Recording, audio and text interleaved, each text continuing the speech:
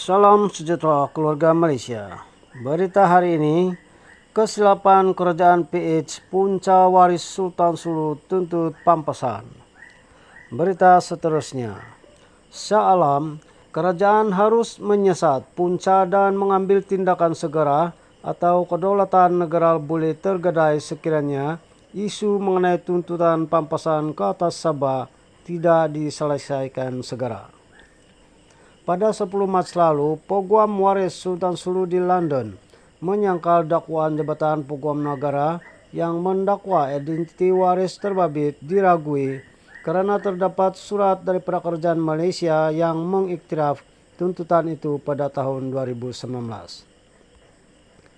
Surat rasmi tersebut yang telah ditandatangani oleh bekas Peguam Negara, Tommy Thomas, turut melampirkan salinan sebenar Penghakiman Ketua Hakim Mahkamah Tinggi Brunei Utara, Charles F. Massey pada 1939 bahwa Malaysia tidak mempertikaikan identiti individu tersebut dan hak mereka untuk dibayar.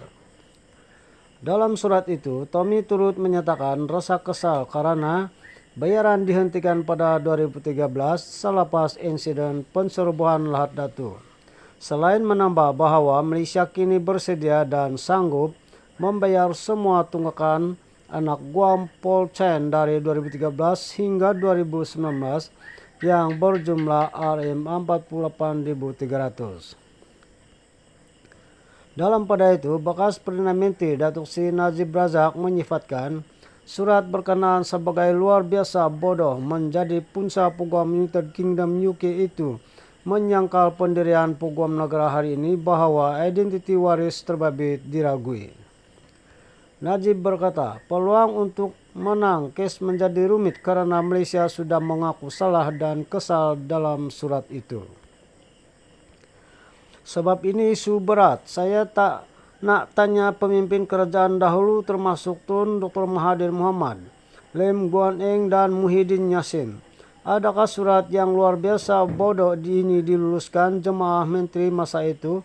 Ataupun ia hanya surat daripada Tommy sebagai Peguam Negara saja? Soalnya di Facebook baru-baru ini. Bekas Menteri Luar Datuk Seri Anifah Aman pula berkata, keberanian pihak yang mendakwa waris Kesultanan Sulu menuntut kedaulatan negeri Sabah adalah disebabkan kurang pengalaman diplomasi antarabangsa oleh bekas Ketua Menteri Sabah pada tahun 2018.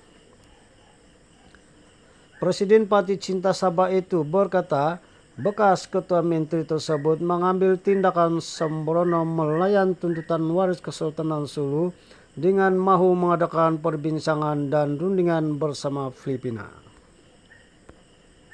Semasa saya menjawab jawatan Menteri Luar, Filipina tidak pernah bertegas hal tuntutan. Seperti sekarang, saya menyalahkan bekas Ketua Menteri Sabah Entrim yang lalu 2018 disebabkan kurang pengalaman dan tidak tahu mengenainya menyebabkan Filipina berani membuat tuntutan tidak berasas itu. Hal ini membuktikan bagaimana beliau mengabaikan sejarah negara dan undang-undang antarabangsa sekaligus menggugat kedaulatan negeri, katanya dalam kenyataan pada Ahad. Menurut Anifah, Sabah diiktiraf oleh United Nation dan masyarakat antarabangsa sebagai sebahagian dalam Malaysia sejak penubuhan persekutuan pada 16 September 1963. Malah rakyat Sabah juga memilih pada tahun 1963 untuk membentuk Malaysia berbanding menjadi sebahagian daripada Filipina, katanya.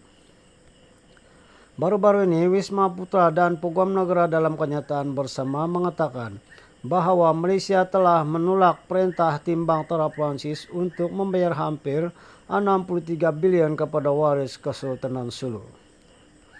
Tambah kenyataan bersama itu lagi, kerajaan Malaysia tidak mengiktiraf tuntutan itu dan tidak mengambil bahagian dalam prosiding timbang tera itu karena Malaysia senantiasa mempertahankan dan tidak pernah mengetepikan kedaulatannya sebagai sebuah negara berdaulat.